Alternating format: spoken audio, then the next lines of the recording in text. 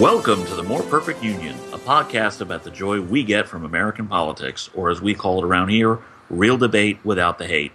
Hi there, I'm DJ from Virginia, a conservative libertarian. I'm Greg from Cincinnati, Ohio. I'll be your liberal Democrat tonight. Hi, I'm Emily Brewer. I'm a moderate Republican from Virginia, and I'm sponsored by white wine this evening. and apparently not afraid to share your last name. And I'm Kevin Kelton, a moderate Democrat from California. With over 70,000 downloads and averaging upward of 6,000 listeners a show, A More Perfect Union is one of the fastest growing political podcasts on iTunes, and we thank you so very much for that.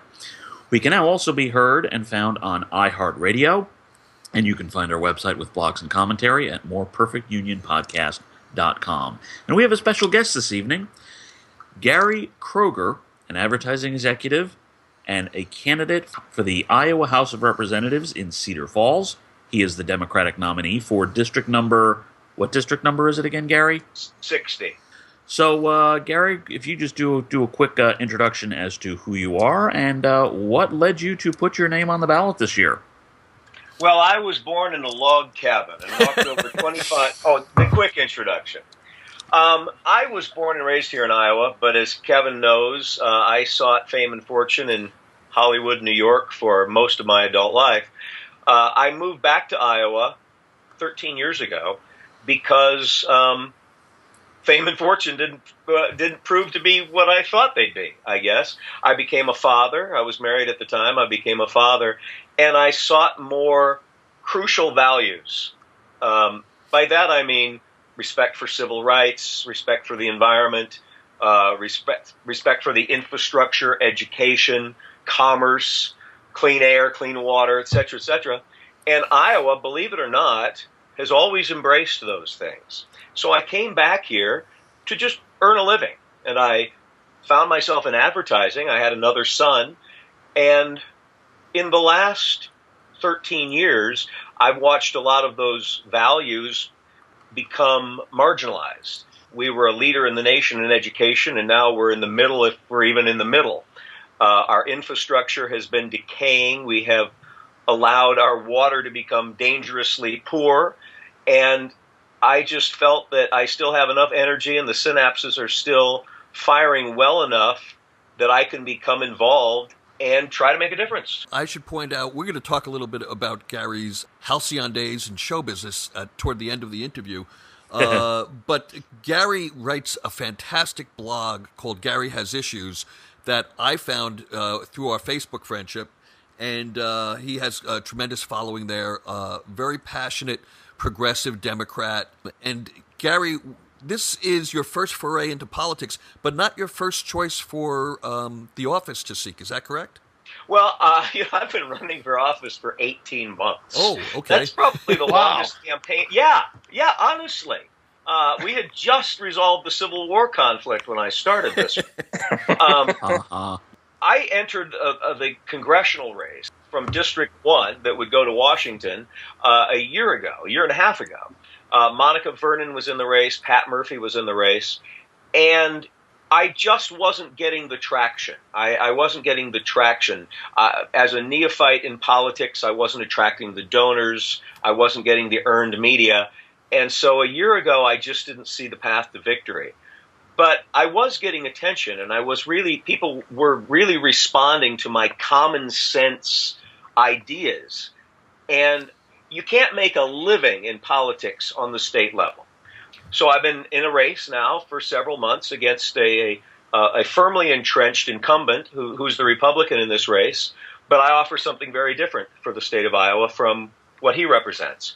So it's going to be a lively race. The district is it's split, a third, a third, a third. A third Democrat, a third Republican, slightly more Republican, and a third no party. So that really is the target where my race lies. And that's a very interesting demographic right now. No party people aren't necessarily the people that are the more contemplative. They're often the angriest, the most disenfranchised. There's a lot of Bernie people, there's a lot of Trump people, and there's a lot of people every which way in the middle. But they are listening, and they're listening to real ideas. So none of us are from Iowa. What are the issues in your campaign that, first of all, you're very passionate about and that you think are most important to your voters?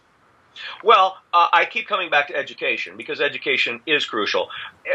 It was our greatest export and our greatest pride in my entire life was the fact that we were 1, 2, and 3 in the nation by every measure of education, test scores, ratios of classroom sizes, but all of the things that nurture an excellent public school education.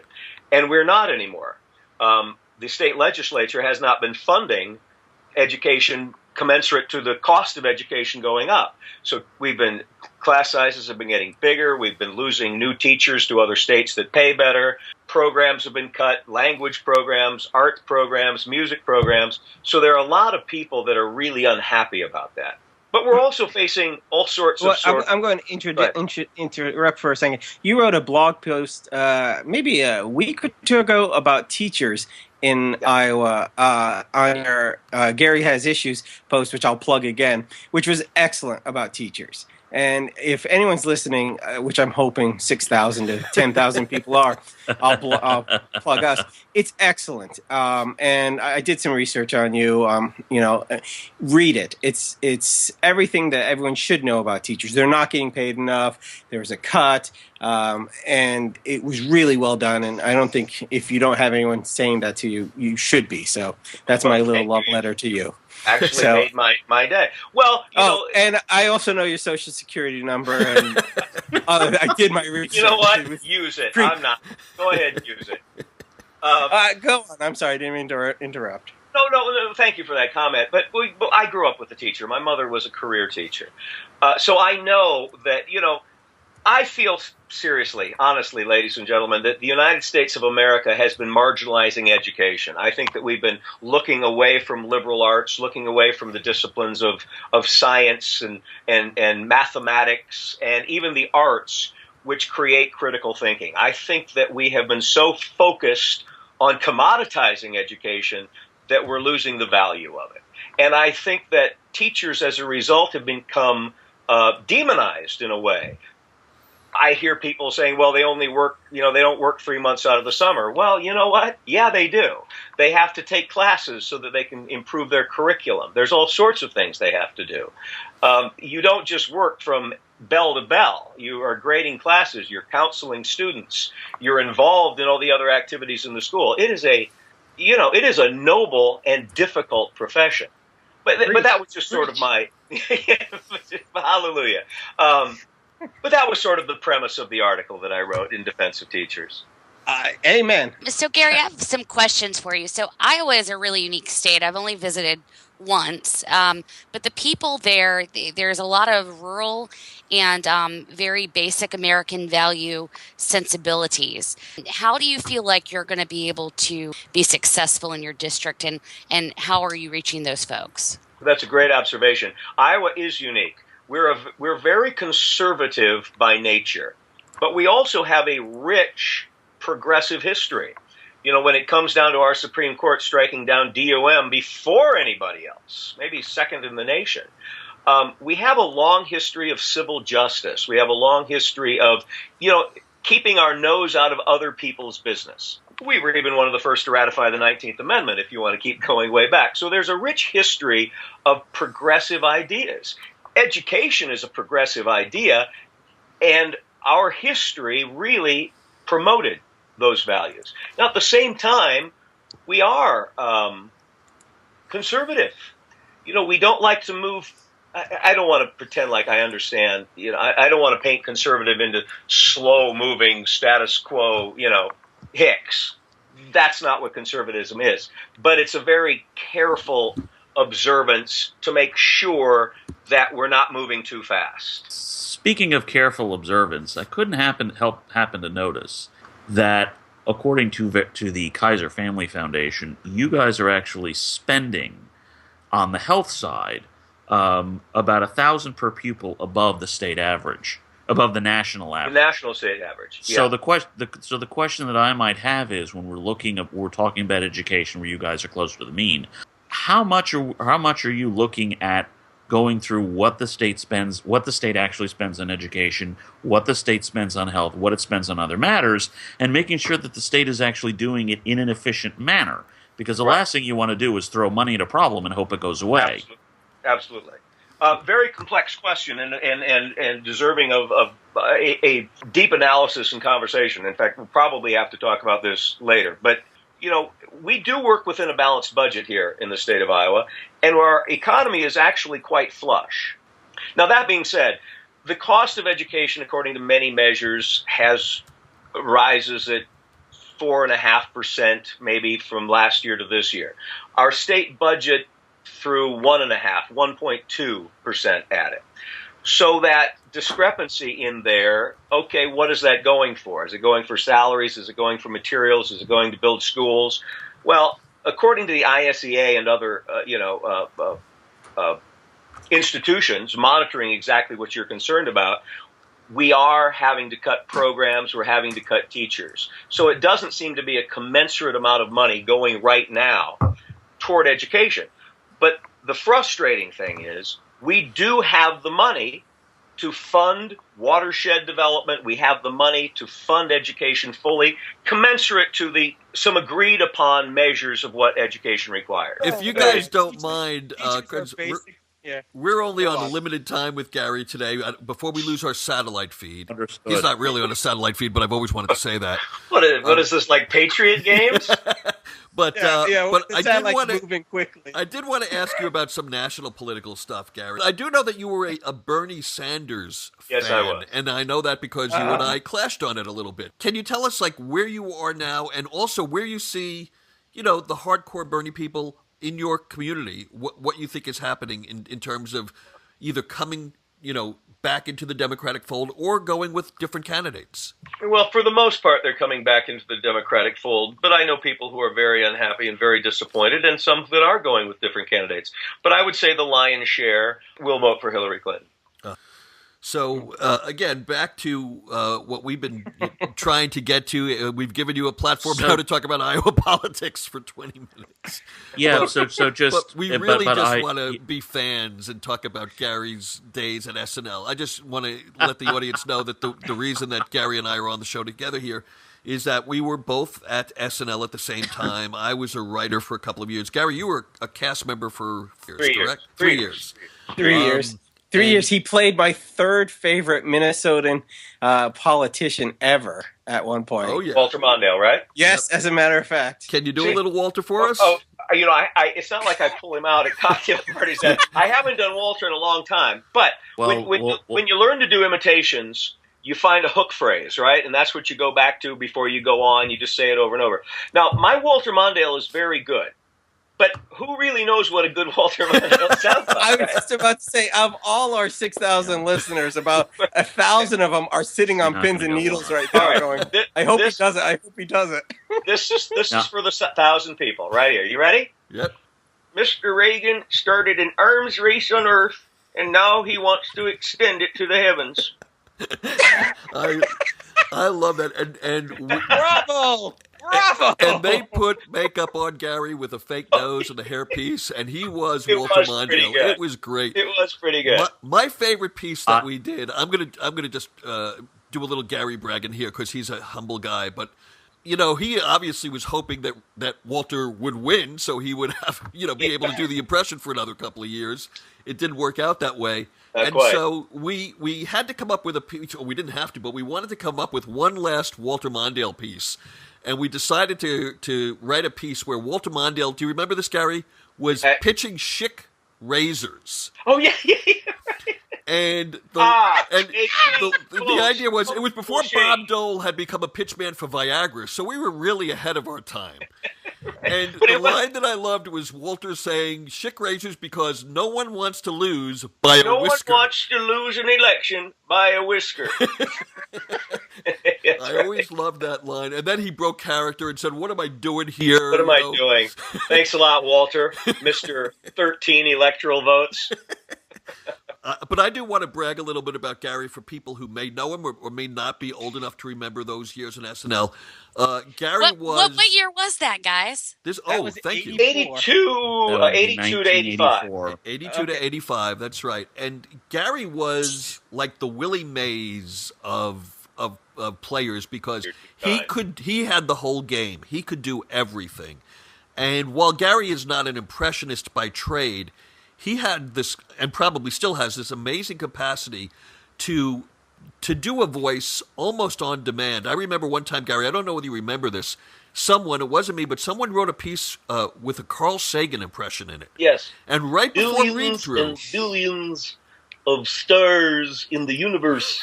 I just remember billions and billions. But I saw the writer hand Gary the sketch like 2 minutes before read-through on Wednesday, and Gary said, Sagan, I don't know, let me give it a shot. And it just came out. Like, you cleared your throat and you were Carl Sagan. And I saw you do that with numerous different impressions, and you really were. And the writers loved writing for Gary. So well, that was fun. My favorite was Alan Alda, and I still think I do the best Alan Alda. And again, I haven't done this probably in 30 years, but here goes. The blood on Klinger's apron is clashing with his paisley dress. Oh, I thought that's what landmines were for. But I digress. OMG. Now, while the three of you have been enjoying this trip down memory lane, I took a look at Iowa District 60, and it looks to be a fairly urban and suburban district. Am I correct? Okay. Yeah, but there's a strong rural presence. But again, to the point that was made earlier, there's a rural-urban presence. Period. But yeah, there's a strip of white collar, but also very blue collar, very rural as you go to Hudson, very professional on this side of town, and over here, it's very diverse in that respect. Well, then, are you willing to maybe go beyond the rather bizarre ethanol mandates and subsidies that drive up the price of corn for farmers who use corn, and drive up the price of corn and everything else in the foodstuff department for those of us who are not farmers but who are in fact consumers in urban and suburban areas, including, I would presume, the large majority of your constituents? Are you willing to take on big corn? Yes. Now, that is a death knell here too, because of the revenue. It's the politically expedient topic that everyone embraces because they have to. I'll be hung for having said that. I appreciate your willingness to grab hold of what is the third rail of Iowa politics. Well, kudos to you, sir.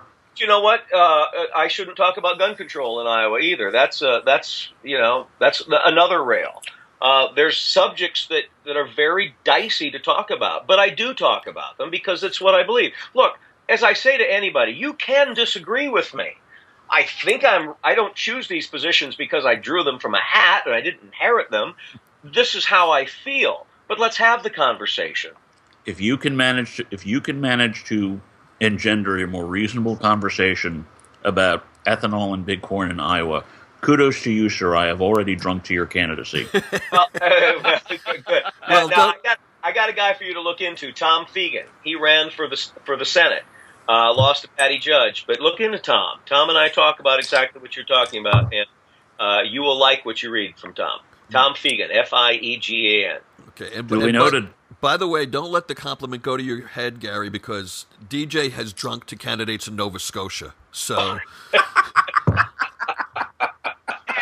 but with that, Gary... Hey, I was very fond of Premier John Hamm, just so that you know. I loved him in Mad Men, by the way. Yeah, he was great. So you see, the theme is television actors who've gone into politics. Exactly. Well, Gary Kroger, we want to thank you for giving us your time today, and good luck in that race in the 60th, not congressional, the 60th House District? House District 60. House District 60 in Cedar Falls, Iowa is part of that. And we'll be looking on election night, between the returns between Hillary and Trump and Johnson and Stein to see how you did. So best of luck with that. Thank you very much. Thanks for your time. Thanks, Gary. Bye. So, guys, what'd you think? Would he have won your vote if he was running in your district? I don't want to sound too much fanboy, but I think he's rather dreamy. He's got my vote. I very much like him, actually. If he was serious about Big Corn, I would have to be very, very thoughtful about where my vote would go. Yeah.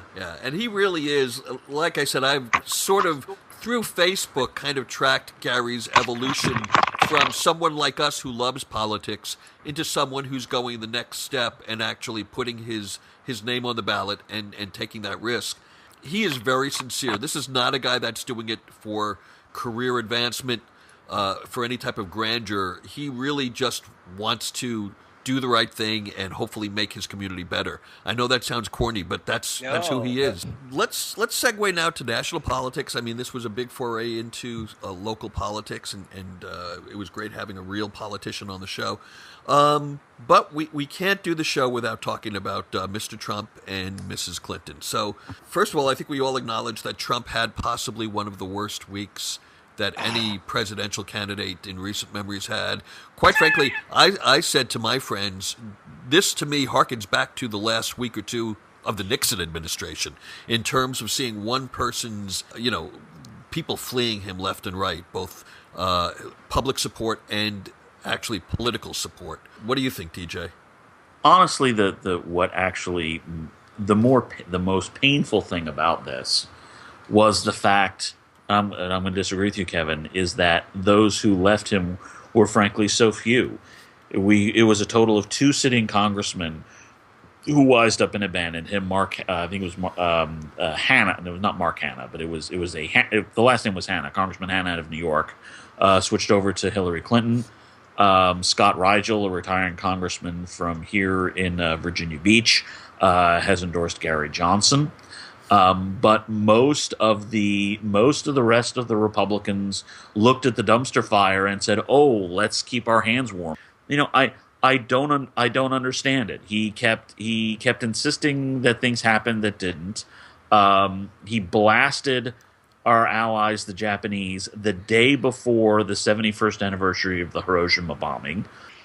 You know the worst problem I have with all of this, though, with Trump is I look at this, and when he walked out of that convention, his responsibility load increased to the people that did and didn't support him, and his behavior is the worst that I've ever seen in my lifetime, which isn't very long, but it is some of the worst behavior I've ever seen out of a presidential candidate. And he thinks he's running a business. He thinks he's on The Apprentice. It still has not hit him yet that he's the Republican nominee for president. And what needs to happen is someone needs to lock him in a room, give him a couple $1 million in cash account, and put a gag on him. Which is not going to happen because that's not the way he operates. Look, I grew up in New Jersey. Kevin grew up in Nassau County. Kevin, correct me if I'm wrong. This is to us. This is just Trump being Trump. This is who he is. This is what he does, folks. Yeah, it's not a question. Yeah, I agree with you, and to a mild extent, don't quite agree with you, Emily, in that I don't think he thinks this is a TV show, a reality show. I hear the people on the news say that a lot. I tend to agree more with what DJ's saying. This is just who the man is. This is probably how he got laid when he was a single man. This is how he made his first deals. He ran for president. He reverts to the mean every day. And people who say it's time for him to evolve, it's time for him to pivot to God knows what, it's just not real. He is who he is. He only listens to 3 people in the world, and they're his adult children. And that's a very bad sign for a presidential candidate, but that's who he is. And even worse, before those children were old enough to advise him, the person he listened to more than anyone else, and maybe Kevin will be the only one who remembers his name, was Roy Cohn. Oh, sure. And if Roy Cohn is the chief advisor, it explains everything that he has done, and it explains why he will never change, because this is standard Roy Cohn 1940s and 1950s playbook And just for our listeners who may not know the name, Roy Cohn was famously the attorney for the House Un-American Activities Committee when Joe McCarthy was leading the witch hunts against communists throughout the government and in Hollywood. Then he became a mobster attorney, and he was known for not playing nice with others. Is that an understatement, or is that an understatement? No, that is, yeah, that's well euphemistically said, Kevin. Yeah. And there is, in fact, if you follow British media, which I do because I'm weird, there are actually, I think it was in the Daily Mail, it's an excerpt from a new book coming out on Trump, which actually talks about how Trump Tower in New York was built, and in a lot of cases, it was due to friends in the mob who basically built his tower despite their unions striking against everybody else and various other things. But this is a guy who grew up in 20th century New York. This all makes perfect sense to him, and it's bewildering to everyone else. Absolutely. All right. Is there any chance in the world that Trump could say, you're right, I've had enough. I've had now maybe 2-3 weeks of just crappiness. I'm stepping down, and you guys pick whoever you want. Do you guys see that as a possibility? No. Not really. Wait. The only, and I think I wrote an article on this, or maybe I just said it to myself in the closet. The only way I could conceivably see this happen, which, by the way, is the same thing. Same thing. The only way that could conceivably happen is this. If the powers that be in the Republican Party, let's say Mitch McConnell and maybe a Paul Ryan, or maybe just some power players that aren't elected officials, went to him and said, look, Donald, you're ruining the brand for us, so this is our proposal. You step down, make up anything you want to say, you resign your post, we'll put in either Pence or we'll nominate somebody else, or we're going to run Mitt Romney, or come up with another name, but it'll be a big name, on as many state ballots as we can get on. We know he's not going to win, but we guarantee you won't either, and you may come in third or fourth. And if you want that on your resume, Donald, be our guest. But if you don't want to be humiliated like no other major party candidate has ever been humiliated, you better think about stepping aside now. Now, I don't think this is going to happen. I'm saying that's the only way I could see it happening. That would imply that the folks who make up the, quote, establishment, unquote, of the Republican Party actually have spines.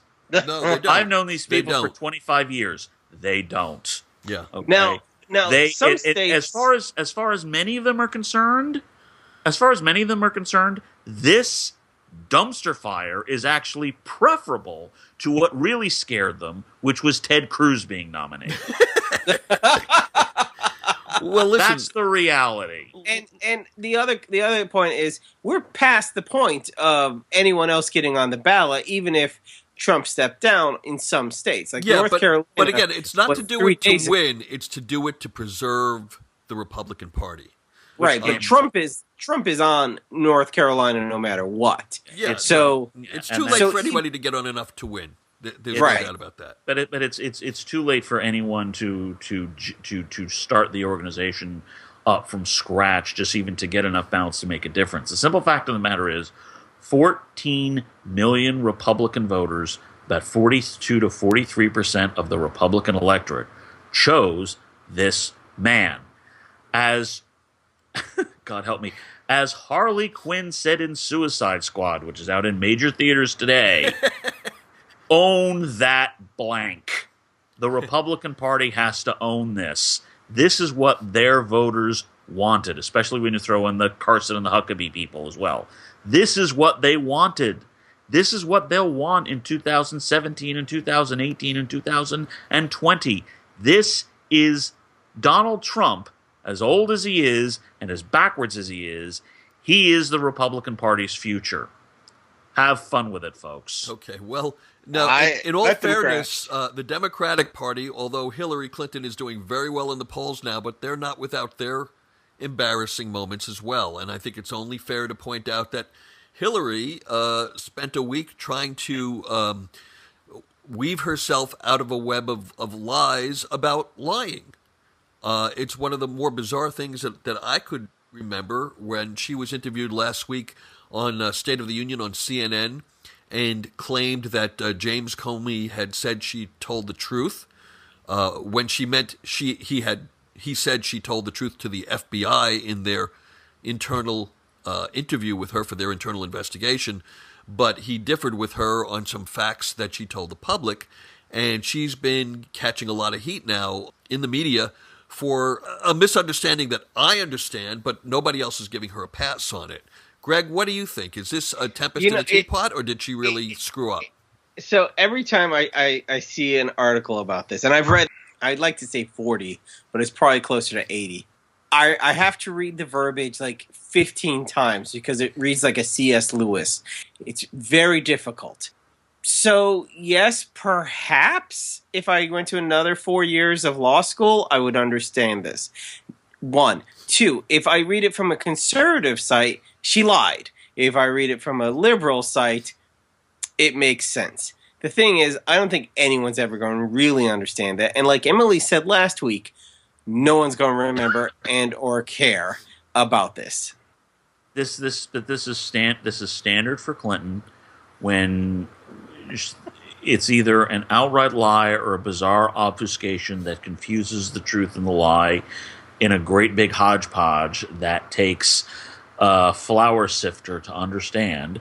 And by the time everyone actually figures out what she actually said and what it meant, she's already moved on to something else. And she just has to keep this up for another 3 months because she is running against someone on the major party side who is basically doing the same thing, only he's not as good at it as she is, so that he keeps tripping all over himself. Yeah. So he doesn't like babies. So this is this is standard fare for the Clintons, and this is what we have to look forward to for at least the next 4 years. Because again, I don't see her losing. And that's all I got to say on the matter. Okay, well, again, in the interest of time, just to move on, there are other candidates running for president, one of them being Gary Johnson, the Libertarian. DJ, did you catch the town hall that he did this week? I believe that was also on CNN. I was not able to catch the town hall. I was able to check some of the transcripts of it and gauge folks' reactions. I saw some of the first town hall back, I guess, a couple of months ago, and based on what I read, Johnson in particular did a lot better this time than he did last time, which is good. It makes me as a Johnson supporter. Yes, that's right. Call me a jockstrap as often as you want. I walked right into that one. It makes me feel more confident in the Libertarian ticket if they actually do get into the debates. I'm not sure whether they will or not. And again, the question is going to be the question that the Libertarian Party has to sort out is, why are they here?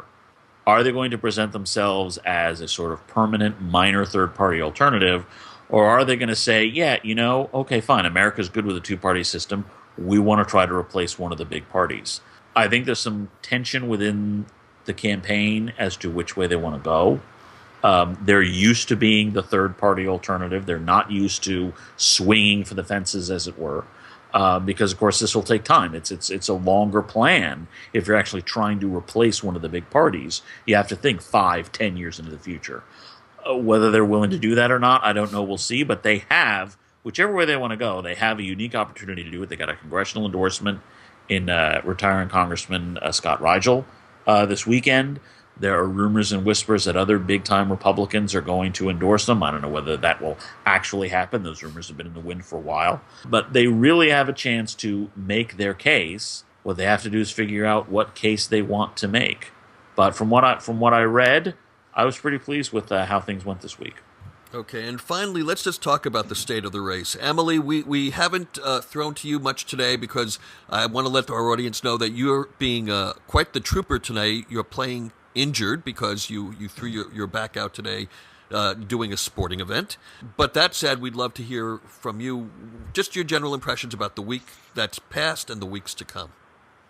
Well, obviously for Trump, I mean, nothing has gone right. It has been his terrible, good, bad, awful, horrible day. I mean, it's just been terrible. I don't think he's listening to his handlers. I think it's only going to go down from here.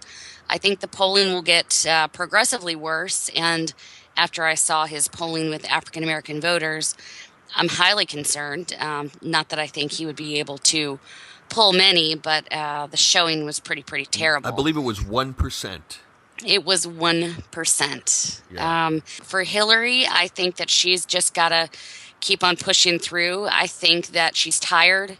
I think that she needs something to get re-energized, because I think I've seen a couple of her speeches on the road, and I think that the wear and tear of the road is putting some miles on her, and I think she's really tired. So I think she's got to recharge her battery if she's going to be able to engage and just really excite voters.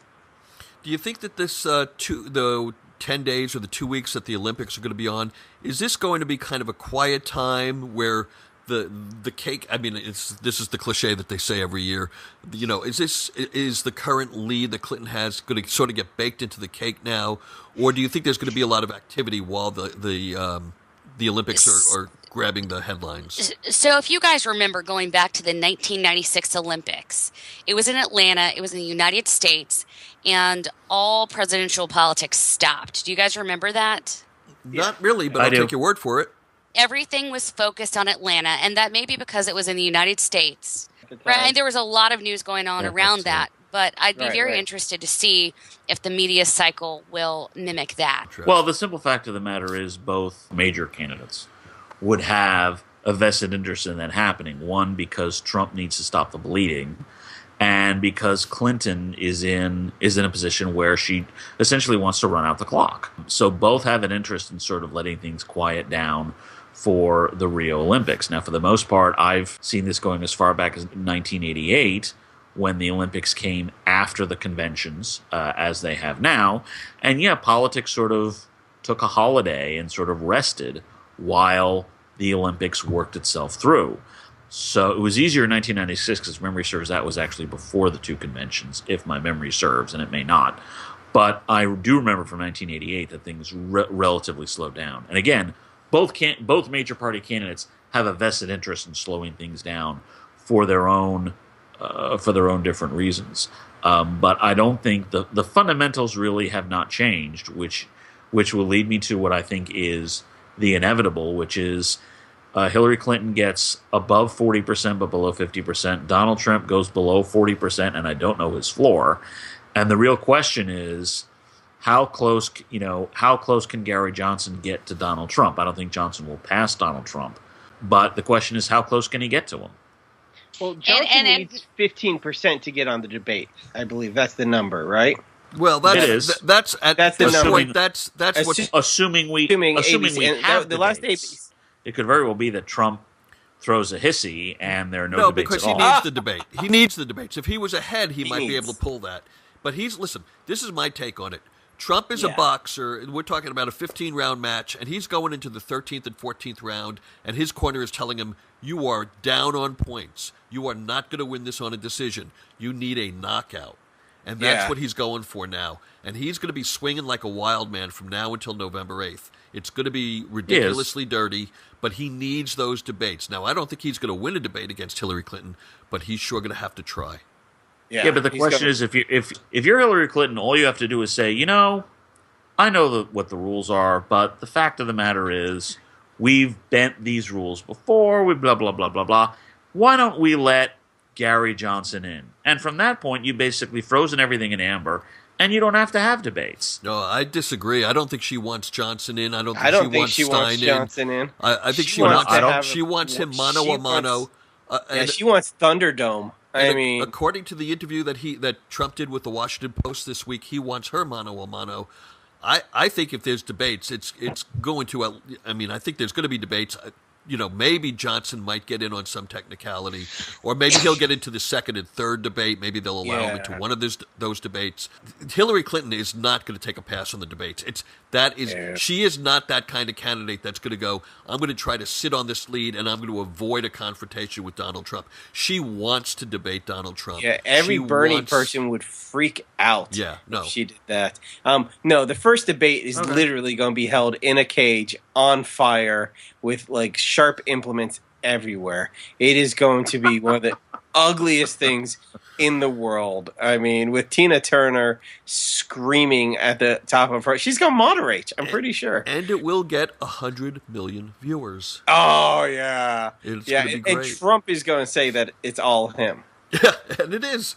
It is. No one's tuning in to watch Hillary Clinton debate. It's all Trump. But she's his Joe Frazier, and that's okay.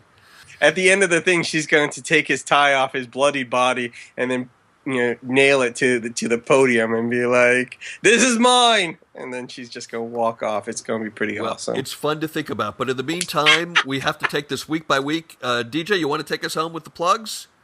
Oh wait, I've got a prediction. Oh, okay, predictions. Okay. Trump is going to run over someone's dog, probably a small child's dog. That's what He I think doesn't is even drive. I know, that's the worst part.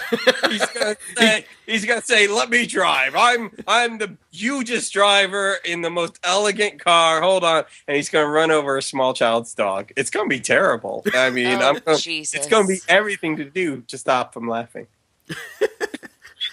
Any other predictions that anyone wants to throw out? I have none. No, I got nothing. I don't have any. I think it'll be a rather quiet week. So, don't forget to rate and review us on iTunes. Like us on Facebook at facebook.com/moreperfectunionpodcast. And please share our link on your Facebook newsfeed so that your friends can find us too. And with that, that's another week of the More Perfect Union. Until next week, bye-bye. Good night, guys.